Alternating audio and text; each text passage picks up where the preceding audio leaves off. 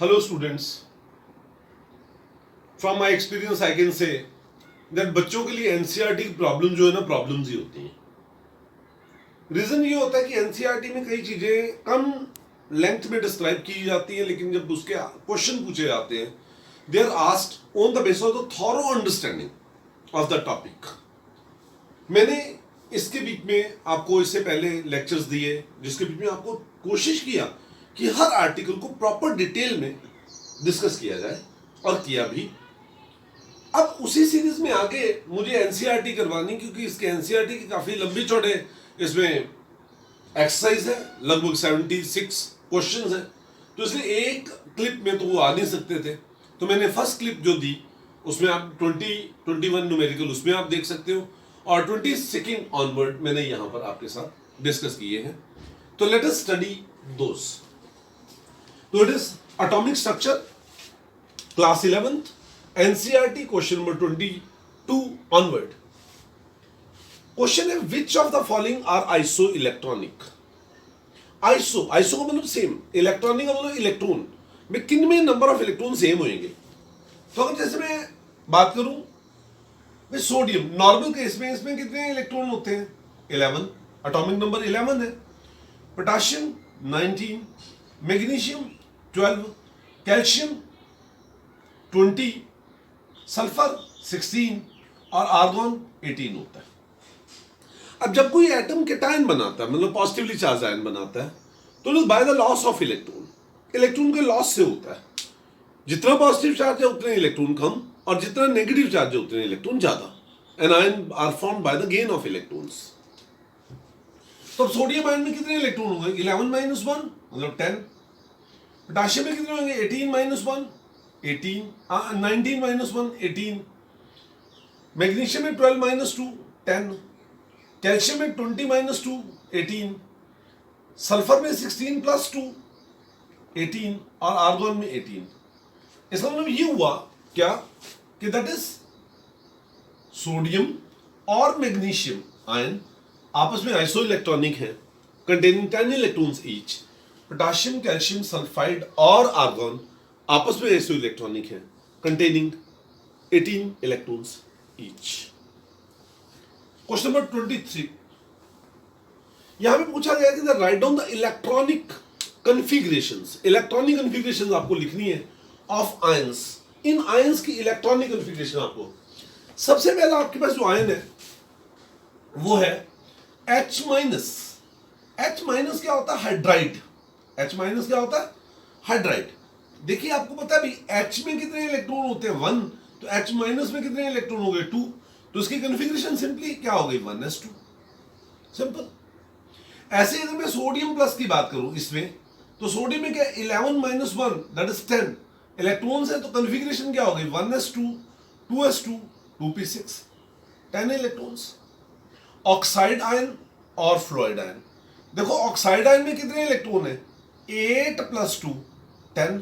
Fluoride में कितने हो गए 9 + 1 10. इन दोनों की इलेक्ट्रॉनिक कन्फिगरेशन भी यही होगी.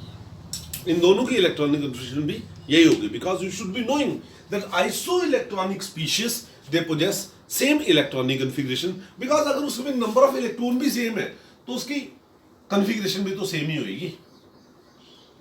Next I am coming to another. कहता है ये कुछ एलिमेंट्स दिए गए हैं. क्वेश्चन नंबर 23 का ही पार्ट है कि जिसकी आउटर मोस्ट इलेक्ट्रॉनिक कन्फिगरेशन ये दी हुई है. तो आपको उन एलिमेंट्स का एटॉमिक नंबर निकालना है. अब 3s1 आपको पता है 3s1 से पहले क्या कुछ भरा जा चुका है. It is 1s2 2s2 2p6, फिर 3s1 होता है. इसमें 10 और 1 11, तो इसमें 11 इलेक्ट्रॉन्स हैं, तो इस एलिमेंट का एटॉमिक नंबर होएगा 11. जैसे 2p3 क्या आएगा 1s2 2s2 2p3, तो 4 + 3 7 इलेक्ट्रॉन्स, तो 7. 3p5 क्या आएगा जैसे 1s2 2s2 2p6 3s2 and 3p5, तो ये कितने हो गए 10 2 12 और 3 15. तो इसका मतलब इस एलिमेंट का एटॉमिक नंबर 15 होगा. फास्फोरस ऊपर वाला, आई एम सॉरी, इसका 10 और 15 नहीं 17 होगा। 10 and 2 12 and 5 17 क्लोरीन है ये।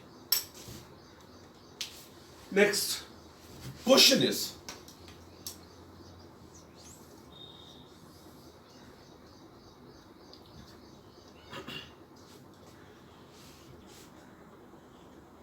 इसमें ये थर्ड पार्ट में ये क्वेश्चन में ये लिखा गया है, ऐसे कॉन्फ़िगरेशन लिखी हुई है और आपको ये बताना कि ये कौन सा एलिमेंट है।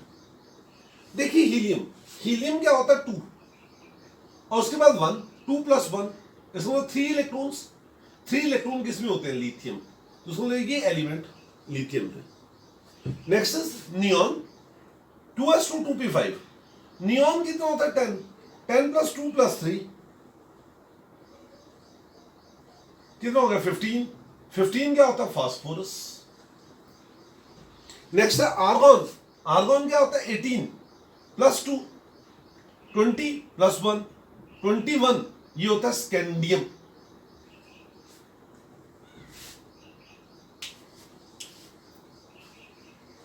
नेक्स्ट इज, काफी इंपॉर्टेंट क्वेश्चन है ये, which value of n will allow G subshell to exist. मैंने आपको बताया हुआ है कि शेल्स में क्या होती हैं? सबशेल्स। शेल्स जो है that is given by principal quantum number n and subshell की जो वैल्यू है that is given by azimuthal quantum number l। और l की वैल्यू जो होती है that can be l maximum की जो वैल्यू हो सकती है वो क्या हो सकती है? n - l मैक्सिमम जो हो सकती है वो क्या हो सकती है? या अगर मैं ये कहूं कि दैट इज n मैक्सिमम की वैल्यू क्या हो सकती है? l + 1। भाई n की जो मैक्सिमम वैल्यू है वो l maximum value of l ले लो प्लस क्या 1, मतलब उसमें l की जो भी वैल्यू आएगी +1 कर दो, तो वो मिनिमम वैल्यू ऑफ n होना चाहिए जिसमें वो चीज एग्जिस्ट कर सकती है। ठीक है, n रादर ये ज्यादा इजी फॉर्मूला आपके लिए रहेगा, कंफ्यूज नहीं करेगा आपको। तो G सबशेल, अब आपको ये पता है भाई अगर L 0 हो तो S होता है, 1 हो तो P होता है, 2 हो तो D होता है, 3 हो तो F होता है। सिमिलरली अगर हम इसी बात को आगे कंटिन्यू करें और ये कहें कि नेक्स्ट जो शेल होगा वो क्या आएगा? G सबशेल होगा। नेक्स्ट सबशेल क्या होगा? G सबशेल होगा, जिसके लिए L की वैल्यू क्या होगी? 4। भाई वो जो सबशेल आएगा उसके लिए L की वैल्यू क्या आएगी? 4 होगी। तो इसका मतलब ये हुआ कि अगर L 4 है तो minimum value of n will be 4 + 1 that is 5th।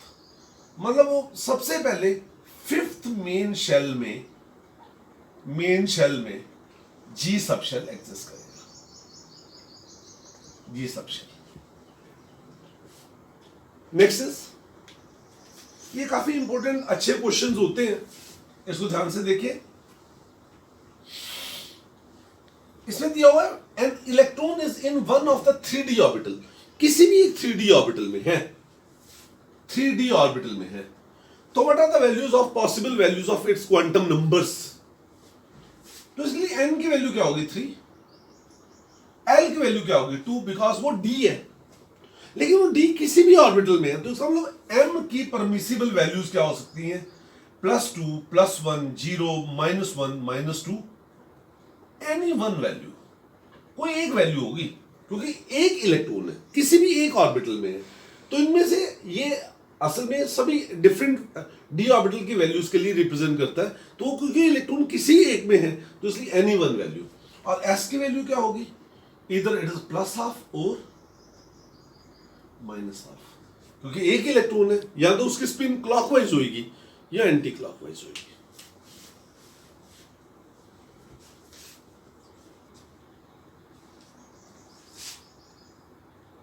कहते हैं एक एलिमेंट है जिसमें 29 इलेक्ट्रॉन्स हैं। आई मस्ट एडवाइज यू कि यहां पे मैंने पूरी स्टेटमेंट्स नहीं लिखी हुई। आप जब भी इसको करें तो साथ में एनसीईआरटी खोल लें, उसकी स्टेटमेंट वहां से पढ़ें, आंसर मेरे साथ डिस्कस करते रहे। एलिमेंट जिसमें 29 इलेक्ट्रॉन है, 35 न्यूट्रॉन्स हैं, इसमें नंबर ऑफ प्रोटॉन्स कितने होंगे और इसकी इलेक्ट्रॉनिक कॉन्फ़िगरेशन क्या होगी, आपको पता होना चाहिए। For neutral atom number of electrons is equal to number of protons. तो इसमें 29 इलेक्ट्रॉन्स है, तो उसका मतलब इसमें 29 ही प्रोटॉन्स होने चाहिए। पहली बात तो ये। दूसरी बात कहता है write down it's electronic configuration. आप इसकी इलेक्ट्रॉनिक कन्फिगरेशन लिखो। तो 29 की कन्फिगरेशन क्या होती है? Argon it is 4s2 3d9। ये कन्फिगरेशन हम एक्सपेक्ट करते हैं, एक्सपेक्टेड। लेकिन इसकी जो एक्चुअल कन्फिगरेशन होती है, आपको पता है मैंने कॉपर और क्रोमियम के केस में करवाया था। एक्चुअल क्या होता है? बिकॉज ये क्या आ जाता है? It is argon 4s1 and 3d10। आपको पता है एक इलेक्ट्रॉन यहां से इधर चला जाता है, and it is done in order to get more stability of exactly fulfilled D subshell. जो डी सबशेल है उसकी एग्जैक्ट मतलब मोर स्टेबिलिटी हो जाती, इसलिए। नेक्स्ट क्वेश्चन है आपके पास,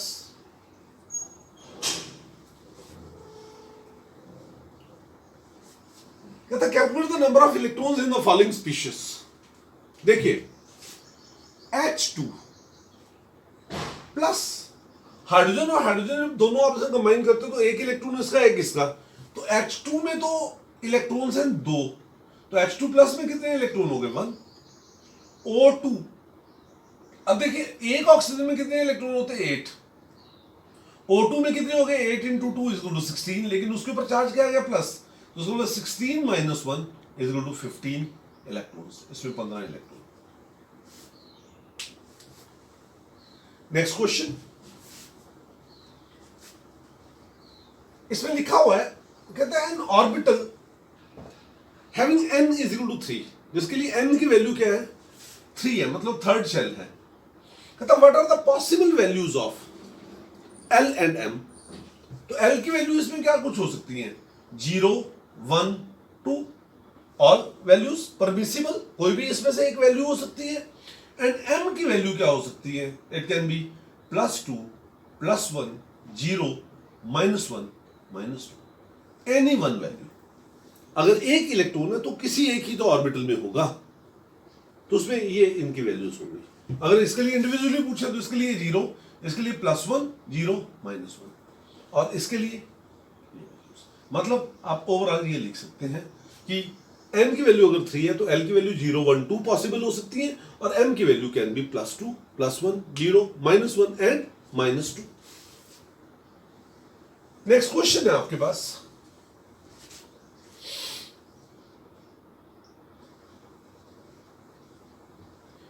कहता कौन सा इसमें से ऑर्बिटल पॉसिबल नहीं है?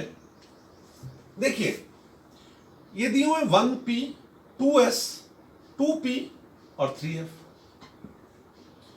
इसलिए n is equal to 1, L is equal to 1, n is equal to 2, L is equal to 0, n is equal to 2, L is equal to 1, n is equal to 3, L is equal to 3। आपको पता है L अगर 0 हो तो S, 1 हो तो P, 2 हो तो D और 3 हो तो F।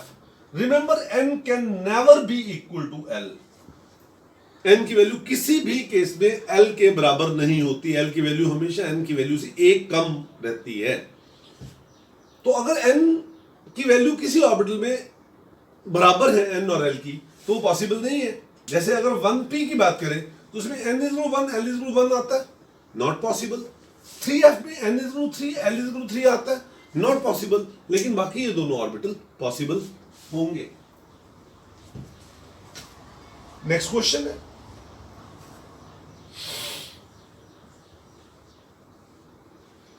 कहता कुछ ऑर्बिटल हैं जिनके लिए ये क्वांटम नंबर्स की वैल्यू दी हुई है, आपको उसको डेजिग्नेट करना है। n इज 1, L इज 0, तो 1s हुआ, 1s। n is 3, L is 1, 3p। n is 4, L is 2, 4d। n is 4, L is 3, 4f। Next question है,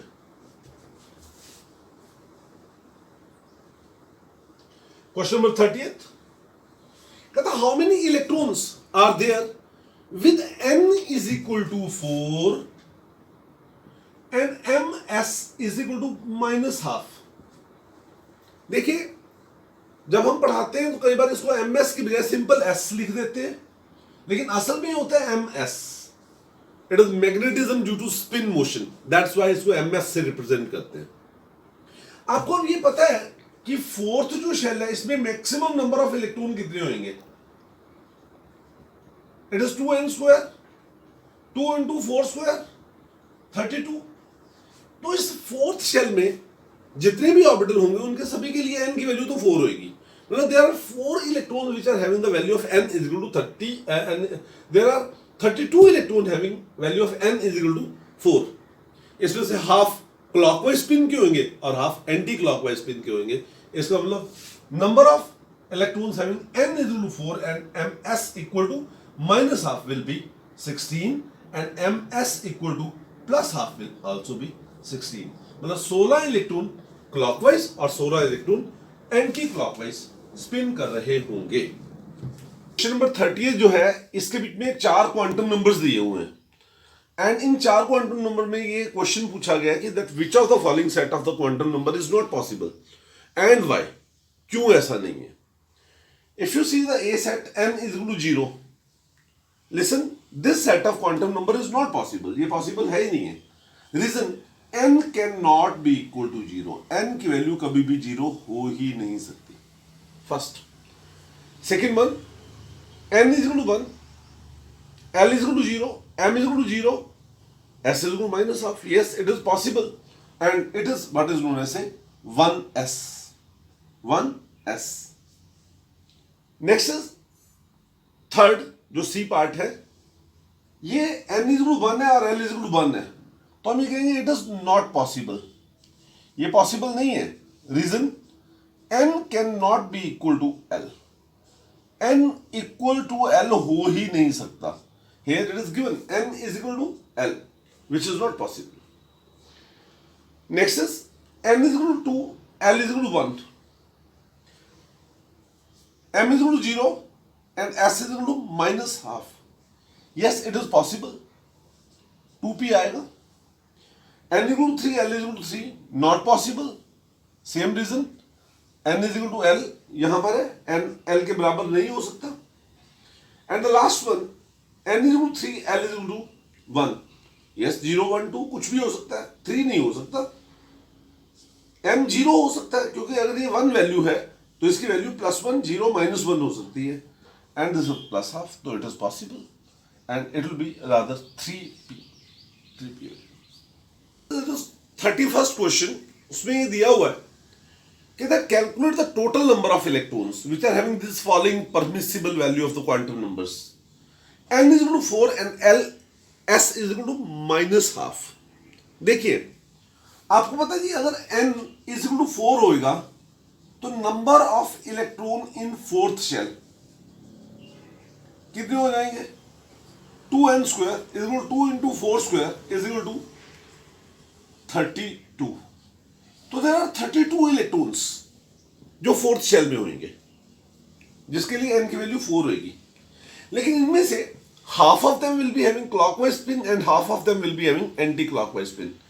तो इसका मतलब n is equal to 4 and s is equal to minus half will be 16 and n is equal to 4 and s is equal to plus half will be 16. So total there are 32 electrons. तो हमारे पास इसका answer आएगा 16। इसका next part है n is equal to 3 and l is equal to 0। इसका मतलब क्या हुआ कि it is 3s। How many electrons are present in 3s orbital? क्योंकि l is equal to 0 मतलब it is s subshell and s subshell has got only one orbital and each orbital can have only 2 electrons. So how many electrons are there? 2 electrons. That will be the answer. Question number 32, ये जो आगे आने वाले question है उनकी थोड़ी statement लंबी है। That's why I have not written the complete statement on the board.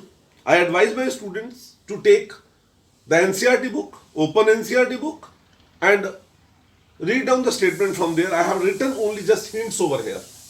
उसमें ये लिखा हुआ है कि circumference, we have to prove that कि सरकमफ्रेंस जो होता है कौन सा, सर्कुलर पाथ का, you know that electron, this is nucleus and this is the, according to Bohr's concept, this is the circular path in which the electron revolve. So he is saying that we have to prove that the circumference of this circular path is integral multiple of wavelength. वो wavelength का integral multiple होता है. It's quite simple. You see, अगर हम इसको करें तो कुछ ऐसे इसको कर सकते हैं. Listen, you know that is MVR. आपको पता है MVR angular momentum is equal to NH upon 2 pi. This is Bohr's postulate, ये बोहर का पॉस्टुलेट है. अब सर्कमफ्रेंस ले आते हैं तो circumference is equal to 2 pi r, 2 pi इधर आ गया, r इधर आ गया, is equal to n h upon mv. And if you apply de Broglie's wave equation you find that lambda is equal to h upon mv. तो putting the value of h upon mv means equal to lambda, तो 2 pi r is equal to n lambda. That will the answer. Answer आ गया.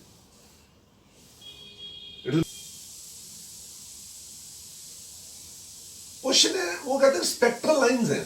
कौन सी? कहते हैं what transition in the spectrum of hydrogen will be having the same wavelength as Balmer transition of n is equal to 4 to n is equal to 2 for helium. Means helium atom है ना, तो helium के लिए ये spectrum है. n is equal to 1, n is equal to 2, n is equal to 3, n is equal to 4. Means ये जो transition है हीलियम की, means electron is just jumping back from कहां से, fourth shell to the second shell. तो हम पहले तो इसकी वो निकाल लेते हैं वेवलेंथ. आपको पता है Rydberg's formula 1 by lambda is equal to किसके बराबर होता है, r 1 upon n1 square minus 1 upon n2 square into z square. n1 is the lower energy level, n2 is the higher energy level, and z is what? It is atomic number of hydrogen and hydrogen-like particles.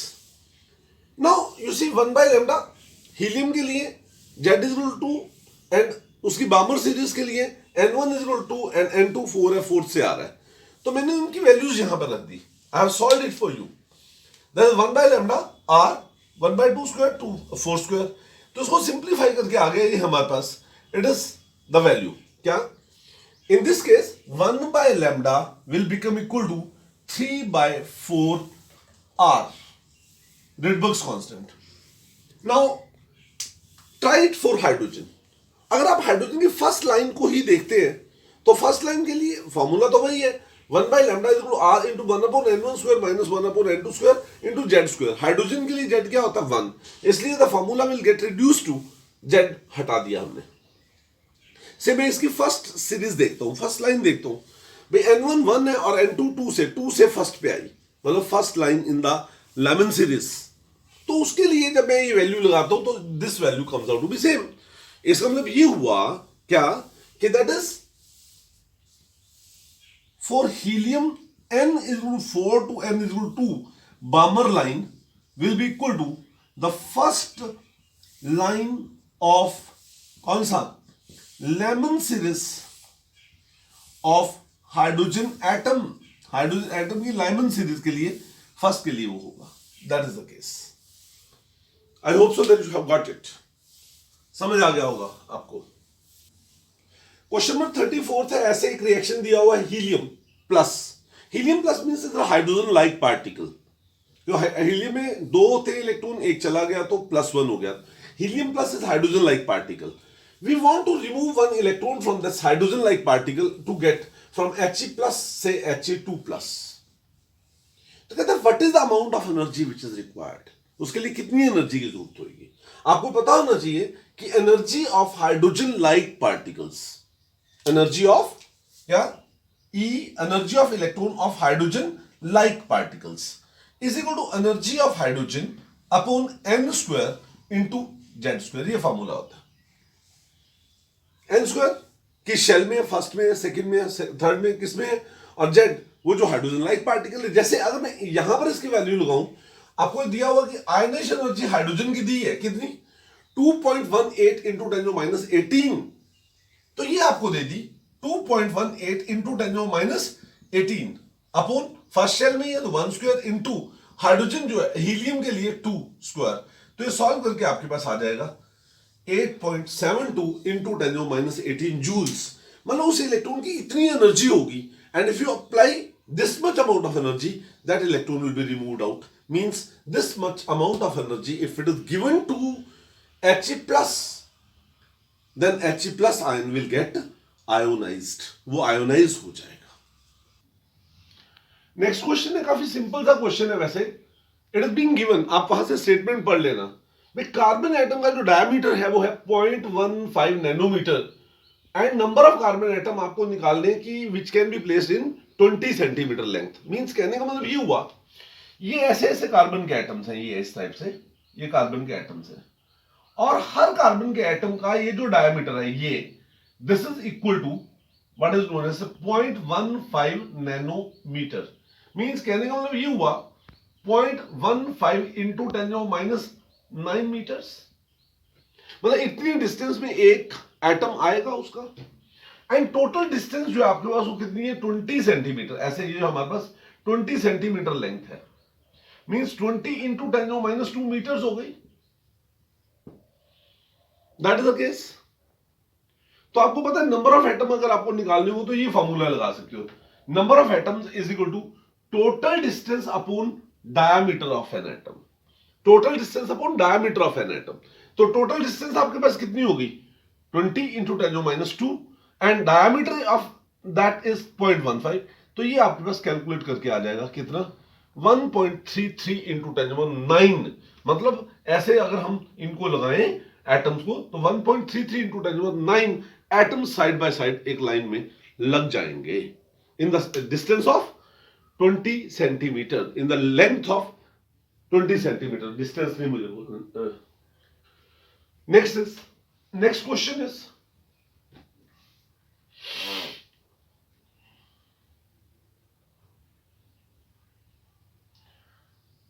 ये 2 into 10⁸ atoms are place side by side, मतलब इतने atoms साथ साथ में ऐसे रखे गए हैं, ओके। एंड द लेंथ, वो जो ऐसे जब उसको रखते हैं मींस 2 इंटू 10⁸ एटम्स, 1 2 3 इस टाइप से 2 इंटू 10⁸ एटम्स को जब हमने इस तरीके से रखा तो उसकी जो टोटल डिस्टेंस थी दैट वाज 2.4 सेंटीमीटर। अभी इसके लास्ट वाले न्यूमेरिकल में मैंने आपको फॉर्मूला बताया था क्या, डायमीटर मींस मैंने आपको वैसे बताया था number of atoms is equal to total distance upon diameter. तो इस तरीके से diameter is equal to total distance upon number of atoms. Total distance कितनी है 2.4 इंटू 10⁻2 मीटर्स। आप इन दोनों की यूनिट्स बराबर एक ही रखे एंड नंबर ऑफ एटम्स में कितने आ गए, इतने आ गए। तो उसको इससे ये क्या आ जाएगा, this will be diameter. And what is radius, radius क्या होता है, radius is 1/2 of diameter, means into 2 और कर देंगे। On solving you will get the answer. Next question है, दिया हुआ है radius diameter of zinc is कितने 2.6 angstrom. We have to calculate radius of zinc in picometers. देखिए मैं उसका डायमीटर दे दिया कितना 2.6 इंटू 10⁻10 मीटर्स, ये दे दिया, ओके। एंड लेकिन आपको इसका रेडियस निकालना है, तो रेडियस क्या हो जाएगा 2.6 upon 2 into 10⁻10 means 1.3 into 10⁻10 metres.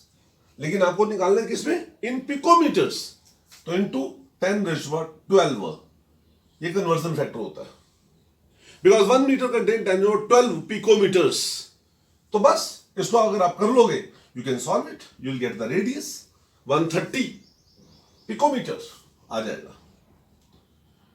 Next उसने ये कहा कि इसमें अगर if you are having 1.6 centimetre length, वही लेंथ 1.6 सेंटीमीटर है, तो बताओ इसमें कितने एटम्स आ जाएंगे। तो सिंपल सी बात है, number of atoms is equal to किसके बराबर, लेंथ अवेलेबल इन सेंटीमीटर, वो कितनी हो गई 1.6 into 10⁻2 meters upon diameter. Diameter कितना है 2.6 इंटू 10⁻10 मीटर्स। तो नंबर ऑफ एटम्स आप निकाल सकते हैं। क्वेश्चन नंबर 38 है, कहता static charge on a ion on an atom is इतना है, ये दिया हुआ आपके पास, टोटल चार्ज है ये। कहता है calculate the number of electrons in it, you know उसके ऊपर जो टोटल चार्ज है, ठीक है, तो number of electrons will be equal to total charge, ठीक है ना, upon charge on one electron. भाई एक इलेक्ट्रॉन के ऊपर जितना चार्ज है, टोटल चार्ज का इसका रेशियो निकाल लो। What is that? Total charge कितना है? 2.5 इंटू 10⁻16 कूलम्स। एंड एक इलेक्ट्रॉन के ऊपर चार्ज कितना होता है? 1.6 इंटू 10⁻19 कूलम्स। ये होता है, कूलम से कूलम कैंसिल हो जाएगा, that will be a number. तो इतने इलेक्ट्रॉन का जो टोटल चार्ज होएगा that will be equal to this. Next question की स्टेटमेंट आप एनसीईआरटी बुक से जरूर पढ़ लीजिएगा, ध्यान से पढ़ना, बड़ा सिंपल सा मेरा लॉजिक है। आपको मैंने रदरफोर्ड एक्सपेरिमेंट पढ़ाया था अपने फर्स्ट सेकंड लेक्चर्स में, डिस्कवरी ऑफ न्यूक्लियस वाले आर्टिकल में। उसमें ये बोला कि दैट अल्फा पार्टिकल्स को बम्बार्ड किया गया कि इसके ऊपर on a thin foil of heavy metal, और वो हैवी मेटल क्या थी? सिल्वर, गोल्ड हो गया, प्लेटिनम हो गया, इरिडियम हो गया, इस टाइप से। लेकिन वो कहते हैं अगर हम वहां पर लाइटर मेटल की वो फॉयल लेते तो फिर क्या होता? सिंपल सी बात है, देखिए अगर वो हैवी मेटल थी, अब एक सिंपल सी बात है ये है भाई, जैसे ये गोल्ड है, अगर तो ये अल्फा पार्टिकल है, इसके ऊपर स्ट्राइक करेगा तो ये गोल्ड का न्यूक्लियस क्या हैवी है, दैट्स व्हाई अल्फा पार्टिकल इसको बम्बार्ड करके इसको स्वीप अप नहीं कर सकते। मींस कुछ अल्फा पार्टिकल वापस आ गए, कुछ इधर चले गए, कुछ इधर चले गए, ऐसे जो आपने ऑब्जर्वेशन दी। लेकिन अगर ये लाइटर होता तो फिर क्या होता? ये अल्फा पार्टिकल आते और इसको भी साथ में लेके चले जाते। आपके पास ये जो स्मॉलर डिफ्लेक्शन या कुछ पार्टिकल वापस आए थे, है ना, वो ना आते, वो बिल्कुल नहीं आते। ये क्वेश्चन नंबर 48 है, काफी इंटरेस्टिंग सा क्वेश्चन है। इसमें पूछा गया कि अगर ब्रोमीन को हमने ऐसे सिंबलाइज करना है, Br3579 और Br79, ये तो सिंबलाइजेशन दोनों ही ठीक है ना। लेकिन अगर मैं इसको ऐसे करता हूं Br3579 और Br35 भी लिखता हूं, यहां पर नहीं कुछ लिखता, तो ये ठीक नहीं है। ऐसे अगर Br लिख दिया ना तो इसका मतलब 35 तो अंडरस्टूड है। वाई? बिकॉज एटॉमिक नंबर किसी भी एलिमेंट का फिक्स होता है, उसको आप मेंशन करें ना करें कोई फर्क नहीं पड़ता। लेकिन मास नंबर डिफरेंट है, इसलिए we have to represent this, इसको रिप्रेजेंट करना ही होगा। अगर मैं Br3579 करता हूं और Br35 ये करता हूं, इसके ऊपर कुछ नहीं लिखता, तो इसके ऊपर कुछ भी और भी हो सकता है। जैसे ब्रोमीन का ये आइसोटॉप भी हो सकता है, ब्रोमीन का ये आइसोटॉप भी हो सकता है, मतलब कोई भी और डिफरेंट आइसोटॉप हो सकता है। इसलिए it is always you can say required to write down the mass number को जरूर लिखना पड़ता है, because mass number show variation from one isotope to the other isotope of the atoms of the same element। एक ही element के atoms के बीच में वो वेरिएशन दिखाता है।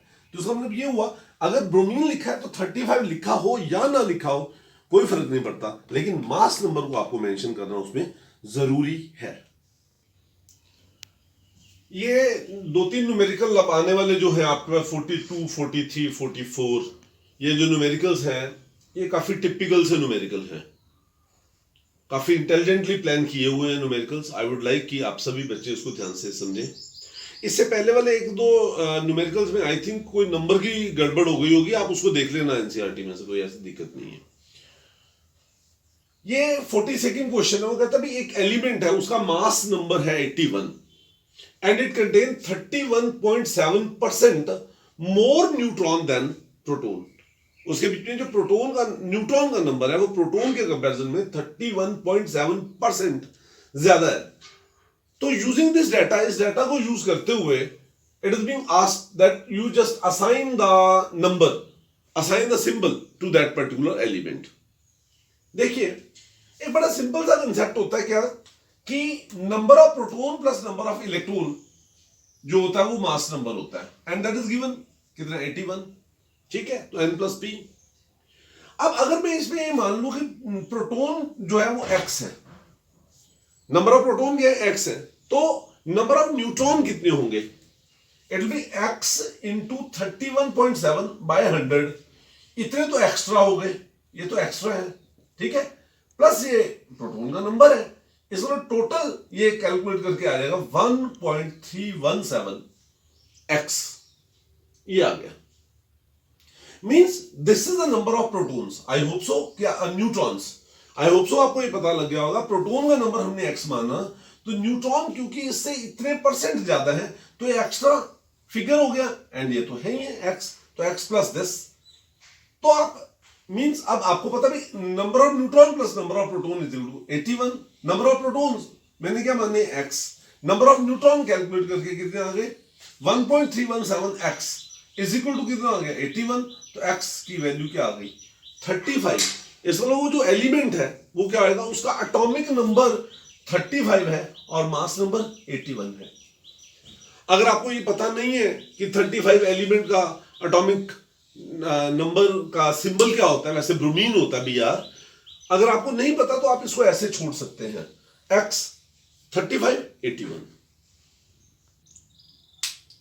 ये काफी अच्छा न्यूमेरिकल है, थोड़ा सोचना पड़ता है इसमें। कहता है आयन है, देयर इज एन आयन, आपको पता है आयंस कैसे बनते हैं, बाय लॉस ऑफ इलेक्ट्रॉन और बाय गेन ऑफ इलेक्ट्रॉन। जो गेन ऑफ इलेक्ट्रॉन से बनते हैं वो नेगेटिवली चार्ज होते हैं, एनायन होते हैं, और जो लॉस ऑफ इलेक्ट्रॉन से बनते हैं वो positively charge ion means cation होते हैं। तो कहता है आयन, उसका मास नंबर जो है वो 37 है और उसके ऊपर यूनिट नेगेटिव चार्ज है, मतलब वो एलिमेंट क्या है x, अगर वो एलिमेंट x है तो आयन क्या हो गया x नेगेटिव, ठीक। अब यहां पर आपको पता है कि यहां पर number of electrons plus number of protons, neutron plus proton, ये दिया हुआ है आपको कितना 37 है, वो कहता है मास नंबर उसका कितना 37 है। तो इसका मतलब ये हुआ कि अगर मैं कहूं भाई number of neutron plus number of electrons कितने हो जाएंगे, बिकॉज वो एनायन है, एक एक्स्ट्रा इलेक्ट्रॉन उसमें आके बना, तो उसका मतलब क्या हुआ 38 हो जाएंगे। आई होप सो ये स्टेप तो आपको समझ आ गया होगा। अब उसके बाद वो क्या कहता है भाई आयन कंटेन, ये जो आयन है this ion contain 11.1% more neutron than electrons. तो उसका मतलब मैं क्या मानूंगा भाई let number of electrons in this ion is equal to x, तो उसमें फिर नंबर ऑफ न्यूट्रॉन कितने हो जाएंगे x प्लस एक्स्ट्रा फिगर, इतने 1.1% एक्स्ट्रा है, तो उसमें ये इसके बीच में क्या हो गए you see number of neutrons. तो उसका मतलब ये हुआ कि अब आपको ये पता है number of protons, number of electrons plus number of neutrons sorry plus number of electrons, इस आयन में कितने 38 है, तो नंबर ऑफ इलेक्ट्रॉन मैंने कितने माने हैं x, नंबर ऑफ न्यूट्रॉन कितने हो गए 1.11x, तो ये टोटल कितना हो गया 38। तो इससे आपके पास क्या आ जाएगा, you will gate x means number of electrons in it, x की वैल्यू इसमें आएगी आपके पास कितना, x की वैल्यू आएगी 18, लेकिन बिकॉज ये एनायन है इसलिए एटम के बीच में नंबर ऑफ इलेक्ट्रॉन कितने होंगे, number of electron in atom will be 18 minus 1 is equal to 17, या नंबर ऑफ प्रोटॉन्स उसमें कितने होंगे 17, बिकॉज न्यूट्रल एटम में नंबर ऑफ प्रोटॉन और नंबर ऑफ इलेक्ट्रॉन दोनों बराबर होते हैं। तो उसका सिंबल क्या होगा x 17 और ये क्या है 37, ये असल में बेसिकली क्लोरीन होता है, क्लोरीन 1737, वो एनायन है, नेगेटिवली चार्ज आयन है, तो उसका मतलब उसमें उसका मास नंबर एलिमेंट का कितना है 37 है, इसका मतलब number of neutron plus number of proton कितने हो गए 37 हो गए, बिकॉज वो एनायन है हमने मान लिया, तो उसके बीच में नंबर ऑफ एक इलेक्ट्रॉन ज्यादा हो गया, तो number of proton neutron plus number of electron will be 37 plus 1, because वो नंबर ऑफ इलेक्ट्रॉन के रिलेशन में उसने उसको रिलेट किया हुआ है, तो हमने नंबर ऑफ इलेक्ट्रॉन मान लिया x, तो नंबर ऑफ न्यूट्रॉन उससे 11.1% ज्यादा है, फिर उसको रिलेट करके हमने ऐसे x की वैल्यू निकाल ली। नेक्स्ट क्वेश्चन में कुछ इसी तरीके से है, वो कहता है एक आयन है ना, आपको मैंने अभी भी बताया भी आयन क्या होते हैं, which are formed by loss और गेन ऑफ इलेक्ट्रॉन्स। वो कहते हैं आयन, उसका मास नंबर कितना है 56 है, मतलब क्या हुआ, number of neutron plus number of protons उसका क्या है 56 है, ठीक है। और दूसरी बात वो ये कहता है कि इसके ऊपर it has got unit 3 unit positive charge, मतलब उस आयन के ऊपर एक्स के ऊपर 3 पॉजिटिव चार्ज है। इसमें उसके बीच में number of electrons number of proton से 3 कम हो जाएंगे, मतलब फॉर आयन के लिए n plus e will be equal to 56 minus 3 will be equal to 53।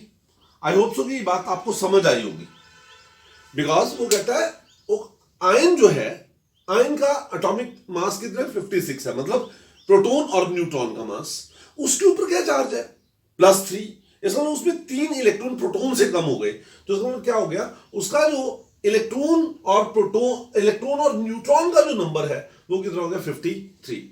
ये मैं क्यों इसको इलेक्ट्रॉन के टर्म में क्यों ले रहा हूं, बिकॉज मेरा ये क्वेश्चन आगे ही कहता है it contain 30.4% more neutron than electrons.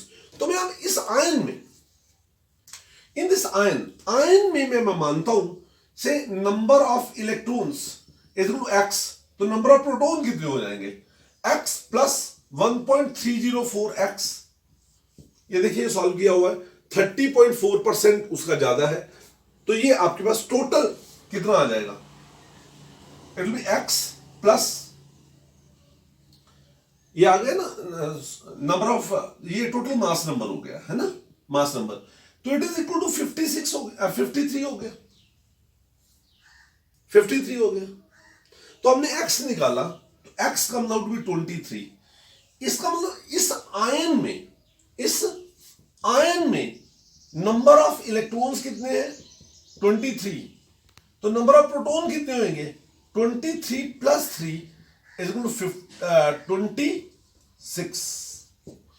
क्यों, क्योंकि उसके ऊपर 3 पॉजिटिव चार्ज है, उसके बीच में इलेक्ट्रॉन 3 कम है देन प्रोटॉन्स, तो प्रोटॉन ये हो गया, तो मास नंबर, इसका मतलब ये हुआ प्रोटॉन। अब रिमेंबर एक चीज याद रखना कि एटॉमिक नंबर जो होता है ना, that is equal to number of electron plus और number of protons in neutral atom, but लेकिन अगर वो आयन है तो फिर हम मास नंबर क्या कहते हैं, it is equal to number of protons in the nucleus. इसका मतलब ये हुआ वो एलिमेंट x है 26 एंड 56, वैसे ये आयरन होता है।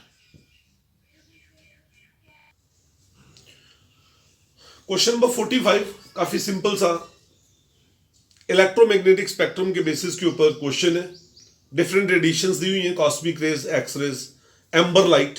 एम्बर लाइट मतलब विजिबल लाइट, एम्बर कलर होता है, रेड कलर लगभग, तो माइक्रोवेव्स और एफएम फ्रीक्वेंसी मॉड्यूलेटर रेज, तो इनकी एनर्जी और वेवलेंथ के हिसाब से इनको अरेंज करना है। Cosmic rays maximum energy, minimum wavelength, then X rays, amber light जो विजिबल लाइट को रिप्रेजेंट करती है, माइक्रोवेव्स एंड सबसे ज्यादा वेवलेंथ किसकी होगी, एफएम वेव्स की, और उसकी एनर्जी सबसे मिनिमम होगी। नेक्स्ट 46 क्वेश्चन है, बड़े अच्छे से सिंपल से क्वेश्चन है। वैसे हमने पहले सारे क्वेश्चन इस टाइप से किए हुए हैं, E is equal to H C by lambda वाले फॉर्मूले से, एग्जैक्टली वही वाले फॉर्मूले हैं, सिर्फ इसकी जो स्टेटमेंट्स हैं वो डिफरेंट है। स्टेटमेंट को पढ़ के घबराना नहीं है, बस स्टेटमेंट को पढ़ के उसको समझने की कोशिश करो, बस, और कुछ नहीं है।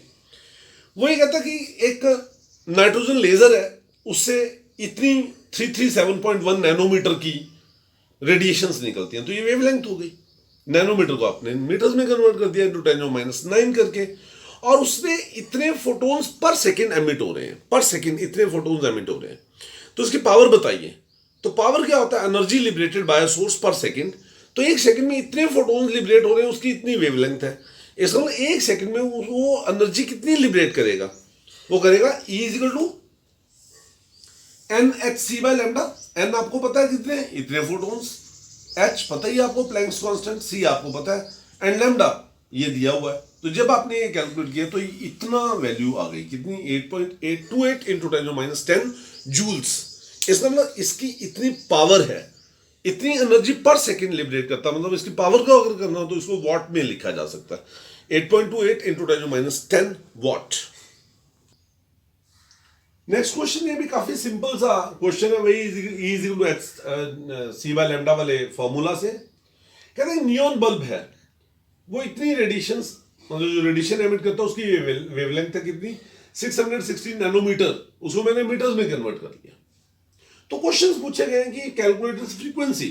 आपको पता है nu is equal to c by lambda, c आपको पता ही है कितना,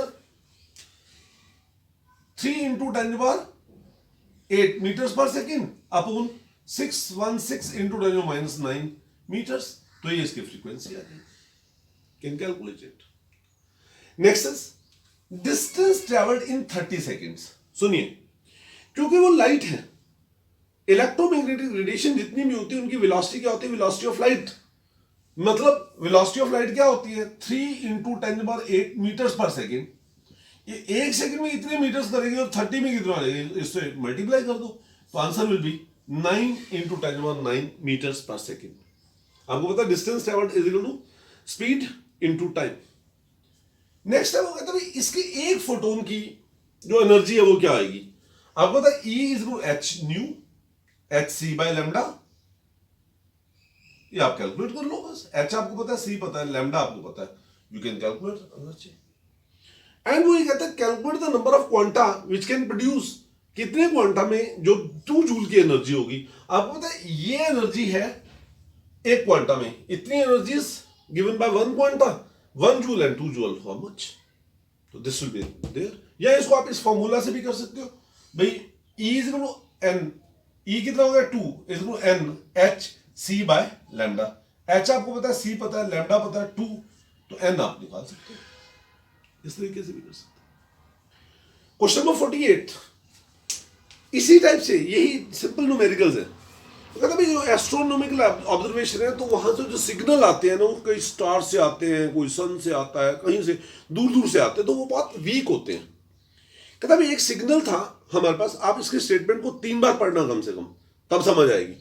भाई एक हमने सिग्नल, एक फोटोन डिटेक्टर ने क्या किया, एक सिग्नल को रिसीव किया जिसकी एनर्जी इतनी थी और उसकी वेवलेंथ इतनी थी, तो बताओ कितने फोटोन्स होंगे। वही formula H N H C by lambda.